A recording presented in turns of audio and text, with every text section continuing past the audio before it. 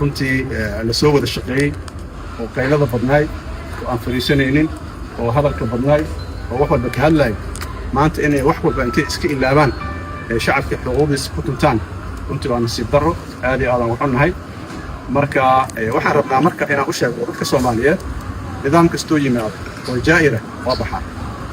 maanta laba qolo isma weydiinayso nidaamkani muxuu yahay mar raba anigu aad inaan uga sii hadlo qof walba oo Soomaaliya maanta ama magaalada Muqdisho jooga dhibaatadiisu waa soo gaartay mid la barakiciyey mid dadkiisa la dilay mid dadkiisa ay xiran yihiin wiilasha dhalinyarada ahayd oo loogu talagalay inay dalka difaacaan oo aragteen jidadka ay tuban yihiin waxay ku dhibaataynayaan shacabka qorihii la rabay in lagu difaaco dalka maanta ama madaxa lagu soo jeediyey siyaasiyiin ka ra'yi duwan maxaan ku yiraahdaa nidaamka hadda jira ama shacabka lagu dhibaataynaya oo runtii wax aad iyo aad looga xumaado marka mudaharaadku waa noo bilowday bilowgii aan rabna ma bilaabanin laakiin waa bilowday oo wada ognahay mana istaagayo ilaa dadkii oo dhibanaay xuquuqdooda ay ka helaan